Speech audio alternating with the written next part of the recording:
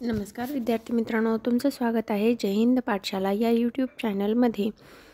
आता आपण Indian polity मराठीमध्ये लाईन टू लाईन पाहत आहोत. या अगोदर मी ऐतिहासिक पार्श्वभूमी कंप्लीट केलेली आहे इंडियन पॉलिटीची.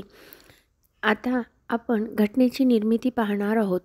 तर घटनेच्या निर्मितीमध्ये घटना समितीची संरचना, घटना समितीच्या समित्या, घटनेची अंमलबजावणी, घटना समितीचे कामकाज, त्याचबरोबर राजघटनेचा कायदा आणि घटना समितीवरील टीका ह्या सर्वांचा अभ्यास करणार आहोत. चला तर मग सुरुवात करूया आजच्या व्हिडिओला.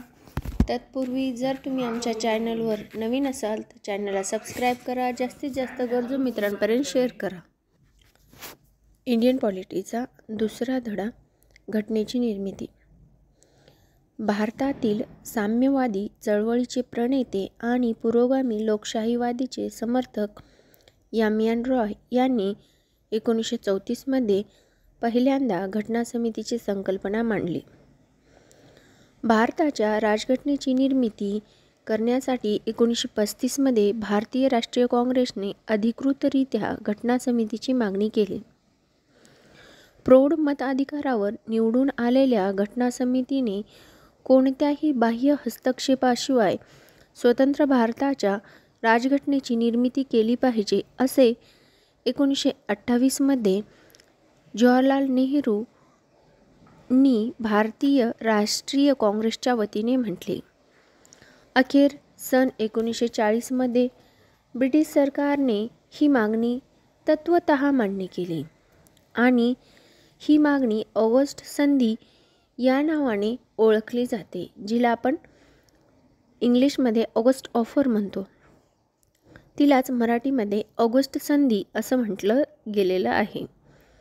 दुसऱ्या महायुद्धानंतर स्वीकारायच्या स्वतंत्र राजघटनेच्या निर्मितीबाबत ब्रिटिश सरकारचा प्रस्ताविक मसुदा घेऊन मंत्रिमंडळाचे सदस्य सर स्टॅफर्ड क्रिप्स यांनी 1942 भारतात आला आणि भारताची 2 स्वायत्त देशात विभागणी करावी व 2 स्वतंत्र घटना समिती असाव्यात असे मुस्लिम लीगने म्हणणे असल्यामुळे मुस्लिम लीगने क्रिप्स प्रस्ताव नाकारला.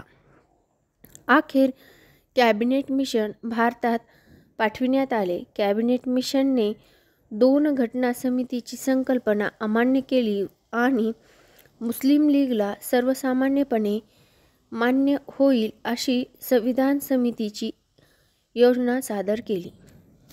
घटना समितीची संरचना.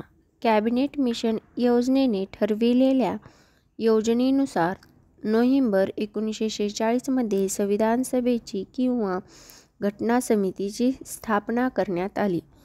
या योजनेनुसार पुढील वैशिष्ट्ये. 1. घटना समितीत एकूण 379 सदस्य असतील. यापैकी 296 जागा ब्रिटिश भारतासाठी होत्या आणि 93 जागा संस्थानासाठी होत्या. ब्रिटिश भारतासाठी असलेल्या 296 जागांपैकी 292 जागा गव्हर्नर जनरल असलेल्या 11 प्रांतांमधून भरावण्याच्या होत्या आणि प्रत्येक एक याप्रमाणे 4 जागा 4 मुख्य आयुक्ताच्या प्रांतांमधून भरावयाच्या होत्या. 2. प्रत्येक प्रांताला आणि संस्थानिकाला, छोट्या संस्थानिकाच्या बाबतीत संस्थानांच्या गटाला त्यांच्या संख्येच्या किंवा लोकसंख्येच्या प्रमाणात जागा दिल्या जाणार होत्या. साधारणपणे 10 लाख लोकांमागे एक सदस्य असणार होता. 3 म्हणजे ब्रिटिश प्रांतांना दिलेल्या जागा ह्या मुस्लिम, शीख आणि सर्वसाधारण या 3 प्रमुख समूहांमध्ये त्यांच्या लोकसंख्येच्या प्रमाणात दिल्या जाणार होत्या. 4 म्हणजे प्रत्येक समुदायाचे प्रतिनिधी प्रांतिक विधिमंडळातील त्या समुदायाच्या सदस्याकडून निवडून घ्यायचे होते व ही निवडणूक प्रमाणशील प्रतिनिधित्व पद्धतीने किंवा एकल संख्यीय मतदान तत्त्वानुसार होणार होती. 5. संस्थानाचे प्रतिनिधी संस्थानाच्या प्रमुखाने नामनिर्देशित करायचे होते. या प्रकारे घटना समिती काही प्रमाणात निवडणूक असलेले सदस्य व काही प्रमाणात नामनिर्देशित केलेले सदस्य शिवाय प्रांतिक विधिमंडळाचे मर्यादित मताधिकार निवडून आलेले सदस्य अप्रत्यक्षरित्या संविधान सभेचे सदस्य निवडणार होते. आता आपल्याला महत्त्वाचं आहे ते एका ब्रॅकेटमध्ये यांनी खालच्या पेजवर दिलेलं आहे. जसं की lord Pethick Lawrence, sir Stafford Cripps व ए.व्ही. अलेक्झांडर यांचे त्रिसदस्यीय कॅबिनेट भारतात 24 मार्च 1946 रोजी आले. त्यांची योजना 16 मे 1946 रोजी प्रसिद्ध केली.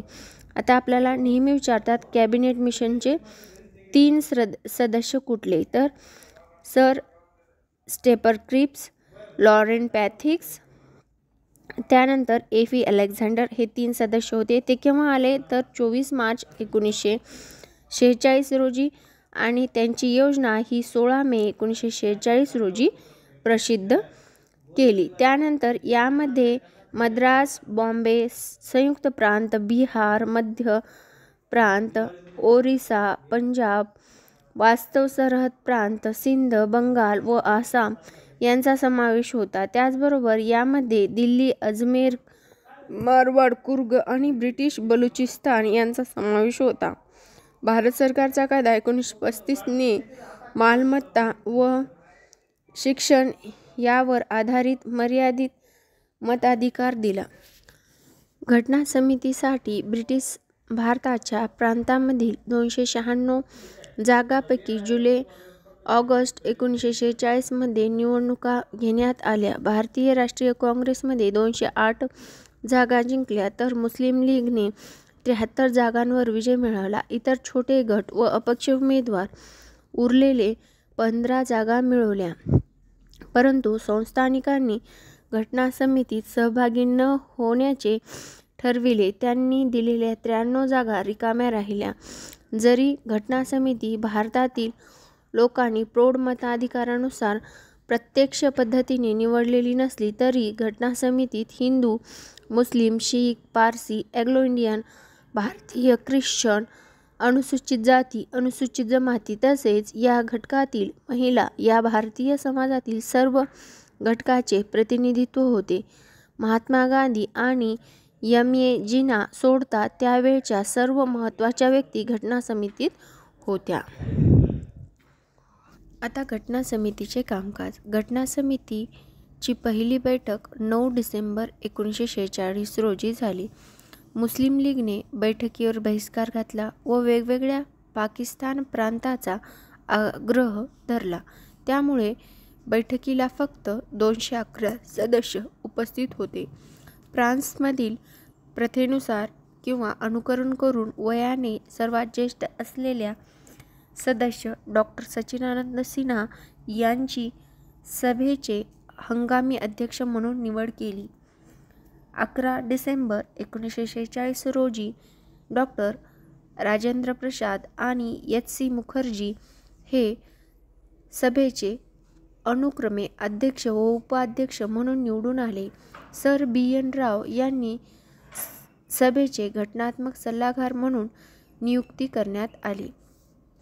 उद्दिष्टांचा ठराव. 13 डिसेंबर 1946 रोजी जवाहरलाल नेहरू यांनी घटना समितीत उद्दिष्टांचा ठराव हा ऐतिहासिक ठराव मांडला. हा ठराव घटना समितीच्या संरचनेचे तत्त्वज्ञान व मूलगामी विचार व्यक्त होतात. या ठरावात असे म्हटले होते की 1. भारत हे एक स्वतंत्र सार्वभौम प्रजासत्ताक राष्ट्र घोषित करून व त्यांच्या भविष्यातील राज्यव्यवस्थेला बनविण्यासाठी ही घटना समिती दृढतेने व पूर्ण गांभीर्याने वचनबद्ध आहे. आणि दुसरं म्हणजे सध्या ब्रिटिश भारत म्हणून ओळखले जाणारे क्षेत्र, सध्या भारताच्या संस्थानात असलेले प्रदेश, भारताच्या आणि संस्थानाच्या बाहेरील असलेला भारताचा भाग तसेच स्वतंत्र सार्वभौम भारतात अंतर्भूत होण्यास इच्छुक असलेली इतर सर्व प्रदेश मिळून संघराज्य बनले. तिसरा आहे, वरील प्रदेशात त्यांच्या सध्याच्या सीमा क्षेत्रात किंवा घटना समितीने ठरविलेल्या किंवा घटनेच्या कायद्याने निश्चित केलेल्या सीमाक्षेत्रात स्वायत्त घटना असतील आणि संघराज्य अनुसूचित असलेल्या अधिकार कार्य वगळता सर्व शेष अधिकार आणि शासनाचे अधिकार व त्यांचे कार्य प्राप्त होतील. चौथा आहे, त्यामध्ये सार्वभौम स्वतंत्र भारत, त्यांचे घटक आणि सहकाराची अंगे यांचे सर्व अधिकार व सत्ता आम जनतेकडे प्राप्त झालेली असेल आणि त्यामध्ये भारतातील सर्व जनतेला सामाजिक, आर्थिक आणि राजकीय न्याय, दर्जा व संधीची समानता, न्यायापुढे समानता, कायदा व सार्वजनिक नैतिकतेच्या मर्यादेचा विचार, अभिव्यक्ती, विश्वास, श्रद्धा, उपासना, व्यवसाय, संघटन व कृती यांचे स्वातंत्र्य यांची हमी व शाश्वती दिली जाईल आणि त्यात अल्पसंख्याक, मागास व आदिवासी क्षेत्र आणि दलित व इतर मागासवर्गीय यांच्यासाठी पुरेसे संरक्षण उपाययोजनेची तरतूद केली जाईल. आणि 7, त्यात प्रजासत्ताक क्षेत्राची अखंडता आणि भूमी, जल व हवाई क्षेत्राचे सार्वभौमत्व याचे सुसंस्कृत राष्ट्राच्या कायद्याप्रमाणे व न्यायाप्रमाणे संरक्षण केले जाईल. ही प्राचीन भूमी जगामध्ये आपले योग्य व सन्माननीय स्थान प्राप्त करील आणि जगातील शांततेसाठी व मान्यता करण्यासाठी स्वइच्छेने संपूर्ण योगदान देईल. हा ठराव 22 जानेवारी 1947 रोजी सभेने एकामताने संमत केला. राजघटनेच्या निर्मितीमधील पुढील सर्व टप्प्यांवर या उद्दिष्टांच्या ठरावाचा प्रभाव आहे. या ठरावाची सुधारित आवृत्ती म्हणजे आपल्या राजघटनेचा सरनामा होय. स्वातंत्र्याच्या कायद्यान्वये घडून आलेले बदल. घटना समितीत सहभागी न झालेले संस्थानकाचे प्रतिनिधी हळूहळू सहभागी होऊ लागले. 28 एप्रिल 1947 रोजी फक्त 6 संस्थानिक प्रतिनिधी घटना समितीत सहभागी झाले होते. 3 जून 1947च्या भारताची फाळणी करण्याच्या माउंटबॅटन योजनेनंतर उरलेल्या बहुतेक संस्थानाचे प्रतिनिधी घटना समितीत सहभागी झाले. भारतातील प्रदेशातील मुस्लिम लीगचे सदस्यही घटना समितीत सहभागी झाले. भारतीय स्वातंत्र्याचा कायदा 1947 अन्वये घटना समितीसंबंधी पुढील 3 बदल केले गेले. 1. घटना समितीला पूर्ण सार्वभौम दर्जा देण्यात आला. ही घटना समिती तिला योग्य वाटेल अशी घटना तयार करू शकणार होती. या कायद्यान्वये ब्रिटिश संसदेने भारतासंदर्भात केलेल्या कोणत्याही कायद्यात बदल करण्याचा किंवा ते कायदे रद्द करण्याचा अधिकार घटना समितीला देण्यात आला. दुसरं म्हणजे घटना समिती हे कायदेमंडळ बनले. म्हणजे स्वतंत्र भारताची राजघटना बनविण्याचे आणि देशाचे सर्वसाधारण कायदे बनविण्याचे अशी 2 स्वतंत्र कार्य घटना समितीवर सोपवण्यात आली. ही दोन्ही कामे निरनिराळ्या दिवशी करायची होती.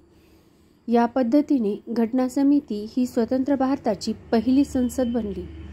ज्यावेळी ही समिती घटना समिती म्हणून कार्य करीत असे तेव्हा डॉ. राजेंद्र प्रसाद हे अध्यक्षस्थानी असत आणि ज्यावेळी ती कायदे मंडळ म्हणून संस्था म्हणून भारत असे त्यावेळी जी व्ही मावळणकर अध्यक्षस्थानी असत.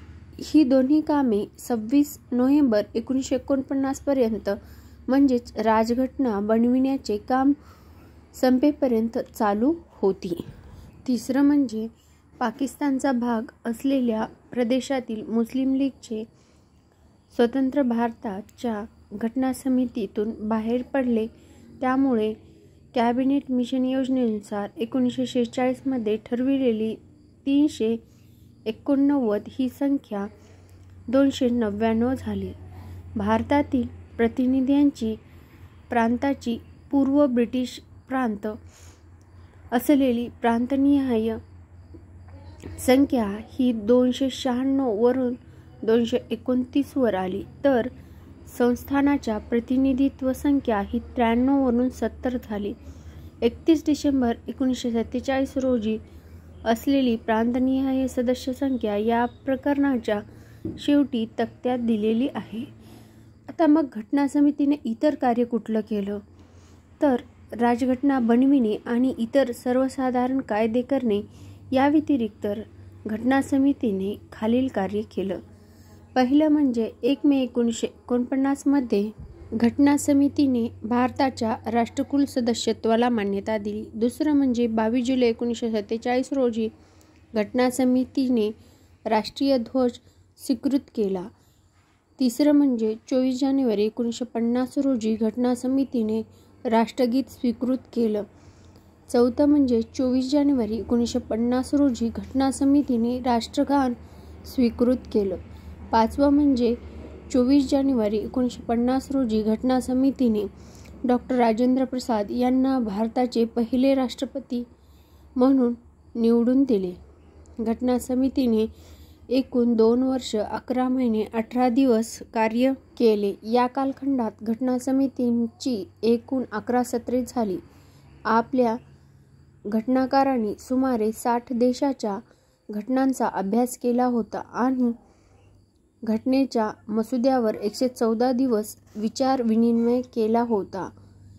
घटना निर्मितीसाठी एकूण 64 लाख रुपये इतका खर्च आला. 24 जानेवारी 1950 रोजी घटना समितीचे अखेरचे सत्र झाले, तथापि घटना समिती संपुष्टात आणली गेली नाही. 26 जानेवारी 1950 पासून 1951 ते 52 मध्ये पहिल्या सार्वजनिक निवडणुका होऊन पहिली संसद अस्तित्वात येईपर्यंत घटना समितीने भारताची हंगामी संसद म्हणून कार्य केले होते. यामध्ये बडोदा, बिकानेर, जयपूर, पतियाला, रेवा आणि उदयपूर यांचा समावेश होता. घटना समिती विधिमंडळ म्हणून पहिल्यांदा 17 नोव्हेंबर 1947 रोजी भरली आणि जी.व्ही. माळवणकर यांची सभापती म्हणून निवड करण्यात आली. यामध्ये पश्चिम पंजाब, पूर्व बंगाल, वायव्य सरहद प्रांत, सिंधू, बलुचिस्तान आणि आसामचा सिलेट जिल्हा यांचा समावेश होतो. पाकिस्तानासाठी स्वतंत्र संविधान सभा बनवण्यात आली. 17 एप्रिल 1952 पासून हंगामी संसदेचे अस्तित्व संपुष्टात आले. दोन्ही सदने असलेली पहिली निवडणूक असलेली संसद मे 1952 मध्ये अस्तित्वात आली. ही गोष्ट महत्त्वाची आहे, ही गोष्ट लक्षात ठेवायची. आता घटना समितीच्या समित्या. घटना बनविण्याच्या विविध कामासाठी घटना समितीने अनेक समित्या बनविल्या. यापैकी 8 समित्या अधिक महत्त्वाच्या होत्या, तर बाकी दुय्यम समित्या होत्या. या समितीची नावे व त्यांचे अध्यक्ष. पहिली आहे संघराज्यीय अधिकार समिती. अध्यक्ष जवाहरलाल नेहरू. संघराज्यीय राजघटना समिती, जवाहरलाल नेहरू अध्यक्ष. प्रांतिक राजघटना समिती, सरदार वल्लभभाई पटेल. मसुदा समिती, डॉ. बी.आर. आंबेडकर. मूलभूत अधिकार व अल्पसंख्याक आणि आदिवासी व अंतर्भूत न केलेली क्षेत्रे याबद्दल सल्लागार समिती, सरदार वल्लभभाई पटेल. या समितीच्या पुढील उपसमित्या होत्या. अ आहे मूलभूत अधिकार उपसमिती, जे.बी. कृपलानी. ब आहे अल्पसंख्याक उपसमिती, एच.सी. मुखर्जी. क आहे ईशान्य सीमा आदिवासी क्षेत्र, आसामची अंतर्भूत न केलेली व अंशतः अंतर्भूत न केलेली क्षेत्रे या संदर्भात उपसमिती, गोपीनाथ बारडोई. ड आहे आसाम वगळता इतर अंतर्भूत न केलेल्या व अंशतः अंतर्भूत न केलेले क्षेत्र या संदर्भातील उपसमित्या, एच.व्ही. ठक्कर. ई आहे वायव्य सरहद आदिवासी क्षेत्र उपसमिती. 6 आहे कामकाज प्रक्रिया नियमन समिती, डॉ. राजेंद्र प्रसाद. 7 आहे संस्थेचे समिती, संस्थानिकाबरोबर वाटाघाटी करणारी समिती होती जवाहरलाल नेहरू सुकाणू समिती डॉक्टर राजेंद्र प्रसाद. यानंतर दुय्यम समित्या वित्त व कर्मचारी समिती ही डॉक्टर राजेंद्र प्रसाद अध्यक्ष होते. अधिकारपत्र समिती अल्लादी कृष्णस्वामी अय्यंगर. तिसरी आहे गृह समिती जिचं अध्यक्षस्थान बी पट्टाभी सीतारामय्या यांनी भूषवलं. 4. कामकाज क्रम समिती डॉक्टर के.एम. मुन्शी. 5. राष्ट्रध्वज समिती हंगामी समिती डॉक्टर राजेंद्र प्रसाद. घटना समितीचे कार्यविषयी समिती ग. वा. मावळणकर. सर्वोच्च न्यायालयाबाबत हंगामी समिती एच. वरदाचारी. घटना समितीचे सदस्य नव्हते. 8 आहे प्रांताच्या मुख्य आयुक्ताची समिती बी. पट्टाभी सीतारामय्या. भारतीय राजघटनेतील आर्थिक तरतुदीविषयक तज्ज्ञांची समिती नलिनी रंजक सरकार. घटना समितीच्या सदस्य नव्हत्या. 10 आहे भाषावार प्रांतासंबंधी समिती एस. के. दार. हे सुद्धा घटना समितीचे सदस्य नव्हते. 11 आहे घटनेचा मसुदा परीक्षण करणारी विशेष समिती पंडित जवाहरलाल नेहरू. 12 आहे वृत्तपत्र कक्ष समिती उषानाथ सेन. 13 आहे नागरिकत्वावरील एकदंतार्थ समिती एच. वरदाचारी. ब्रिटिश सरकारच्या 3 जून 1947च्या पत्रकाचा एक राजकीय परिणाम म्हणजे सर्व मतानंतर वायव्य सरहद प्रांत आणि बलुचिस्तान हे पाकिस्तानच्या प्रदेशाचा भाग बनले. त्यामुळे या भागातील आदिवासी क्षेत्रे त्या राष्ट्राच्या अखत्यारीत आल्या व वायव्य सरहद प्रांत आणि बलुचिस्तानमधील आदिवासी क्षेत्राच्या उपसमितीने भारताच्या घटना समितीच्या वतीने कार्य करण्याची वेळ आली नाही. खान अब्दुल गफार खान व खान अब्दुल समद खान आणि मेहरचंद खान हे या उपसमितीचे सदस्य होते. अध्यक्षपदी कोण होते तर याची माहिती आणखी उपलब्ध झालेली नाही. यानंतर मसुदा समिती.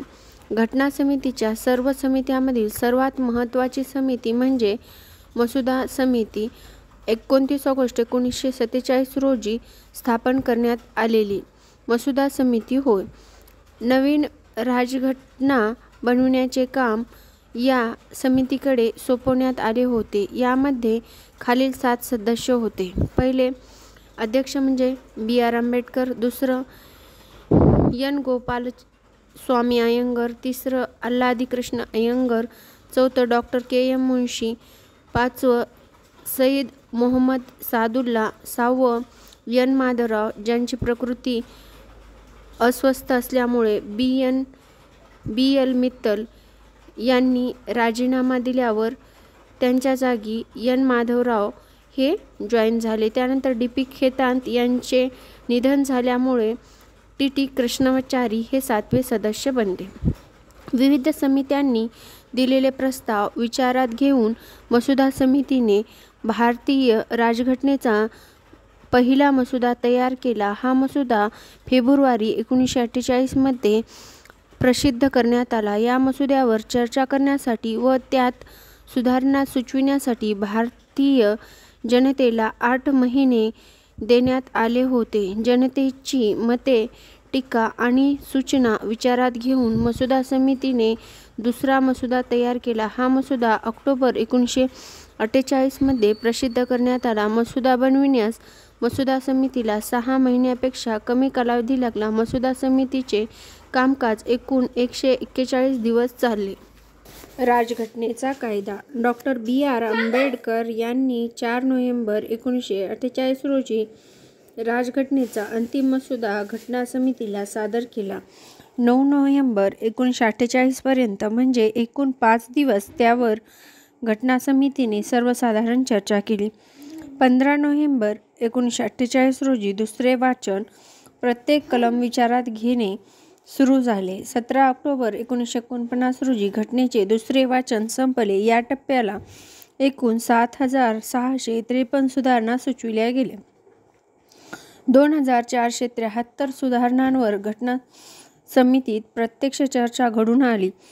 14 नोव्हेंबर 1949 रोजी मसुद्याचे तिसरे वाचन सुरू झाले. डॉ. बी.आर. आंबेडकर यांनी पुढील ठराव मांडला.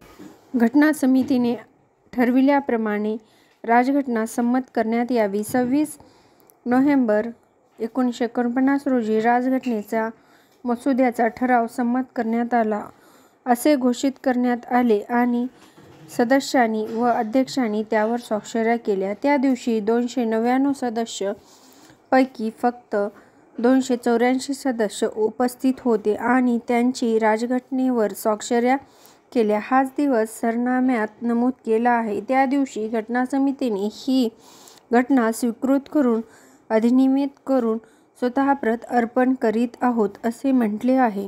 26 नोव्हेंबर 1949 रोजी स्वीकृत केलेल्या राजघटनेत सरनामा 395 कलमे व 8 परिशिष्टे होती. पूर्ण राजघटना अधिनियमित केल्यानंतर सरनामा अधिनियमित करण्यात आला. तत्कालीन कायदामंत्री डॉ. बी.आर. आंबेडकर यांनी घटना समितीत राजघटनेचा मसुदा दिशा दिली. घटना समितीच्या चर्चांमध्ये त्याचा प्रमुख सहभाग होता. विधिमंडळ ते त्यांच्या तर्कशुद्ध, जोरदार आणि दुसऱ्याला पटवून देणाऱ्या युक्तिवादासाठी प्रसिद्ध होते. त्यात यथार्थ भारतीय राजघटनेचे निर्माते म्हणून ओळखले जाते. बुद्धिमान लेखक, घटनातज्ज्ञ, अनुसूचित जाती-जमातींचा निर्विवाद नेता आणि भारतीय राजघटनेचा शिल्पकार असलेले डॉ. बी.आर. आंबेडकर यांनी त्यांनी कायद्याप्रती दिलेल्या योगदानाबद्दल विशेषत्वाने ओळखले जाते. कलम 5, 6, 7, 8, 9, 60, 324, 366, 367, 379, 380, 388, 391, 392 आणि 393 मधील नागरिकत्व निवडणूक, हंगामी संसद, तात्पुरत्या आणि संक्रमणीय तरतुदी आणि लघु शीर्षक या राजघटनेतील तरतुदी 26 नोव्हेंबर 1949 पासूनच अंमलात आल्या. राजघटनेतील उरलेल्या तरतुदी 26 जानेवारी 1950 पासून अंमलात आल्या. भारतीय राजघटनेत या दिवसाचा उल्लेख घटना अंमलात आणण्याचा दिनांक असा केला आहे. हा दिवस प्रजासत्ताक दिन म्हणून साजरा केला जातो. राजघटना अंमलात आल्याचा दिवस म्हणून 26 जानेवारी हाच दिवस निवडल्यामागे त्या दिवसाचे ऐतिहासिक महत्त्व आहे. भारतातील राष्ट्रीय काँग्रेसचा डिसेंबर 1929 मधील लाहोर अधिवेशनाच्या ठरावानुसार 1930 मध्ये हा दिवस पूर्ण स्वराज्य दिन म्हणून साजरा करण्यात आला होता. भारतीय राजघटना अंमलात आल्यापासून भारतीय स्वातंत्र्याचा कायदा 1947 आणि भारत सरकारचा कायदा 1935 व त्यांचे सर्व पूरक व दुरुस्ती कायदे रद्द केले. प्रिव्ही कौन्सिल ज्युडिशियल ॲक्ट 1949 मात्र अस्तित्वात ठेवला गेला. घटना समितीवरील टीका. वेगवेगळ्या टीकाकारांनी वेगवेगळ्या कारणांनी घटना समितीवर टीका केलेली आहे. 1. प्रातिनिधिक सभा नव्हती. घटना समितीचे सदस्य सार्वत्रिक प्रौढ मताधिकाऱ्यांनी भारताच्या जनतेने प्रत्यक्ष निवडले नसल्याने घटना समिती ही प्रतिनिधित्व सभा नव्हती असे टीकाकारांनी म्हटले. 2. सार्वभौम सभा नव्हती. ब्रिटिश सरकारच्या प्रस्तावातून अस्तित्वात आलेली असल्यामुळे घटना समिती ही सार्वभौम सभा नव्हती असे टीकाकारांनी म्हटले आहे. इतकेच नव्हे तर घटना समितीची अधिवेशने ब्रिटिश सरकारच्या परवानगीनेच भरत असे टीकाकाराचे प्रतिपादन आहे. त्यानंतर कालव्यायी राजघटना बनविण्यासाठी घटना समितींना खूप कालावधी लागला. अमेरिकेची राजघटना पूर्ण करण्यास फक्त 4 महिने लागले होते अशी टीका टीकाकारांनी केलेली होती. 4 म्हणजे काँग्रेसचं वर्चस्व. घटना समितीवर काँग्रेसचे वर्चस्व होते असे टीकाकारांचा आरोप आहे. एकच पक्ष असलेल्या देशात घटना समिती ही एकपक्षीय सदस्य संस्था होती.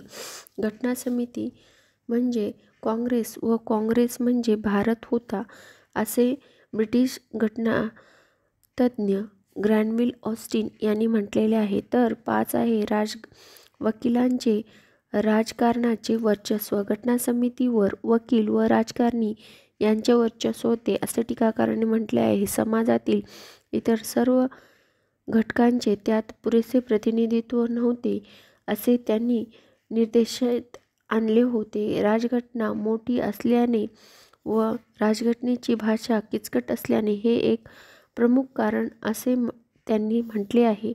हिंदूंचे वर्चस्व. 6 टीकाकारांच्या मते घटना समितीवर हिंदूंचे वर्चस्व होते.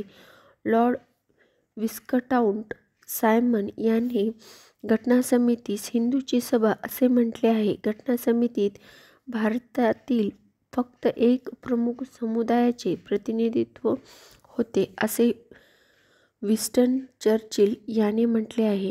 याबद्दल अधिक माहिती अशी की घटना समितीची निशाणी म्हणून हत्ती स्वीकृत करण्यात आला. दुसरं म्हणजे घटना समितीचे घटनात्मक सल्लागार, कायदेविषयक सल्लागार म्हणून सर बी.एन. राव यांची नियुक्ती करण्यात आली. तिसरं म्हणजे एच.व्ही. अय्यंगार हे घटना समितीचे सचिव होते. चौथं म्हणजे घटना समितीमध्ये एन.एस.एन. मुखर्जी हे मसुदा बनविण्याचे प्रमुख किंवा चीफ ड्राफ्टमॅन होते. पाचवं म्हणजे भारतीय राजघटना प्रेमबिहारी नारायण रायजादा यांच्या हस्ताक्षरात आहे.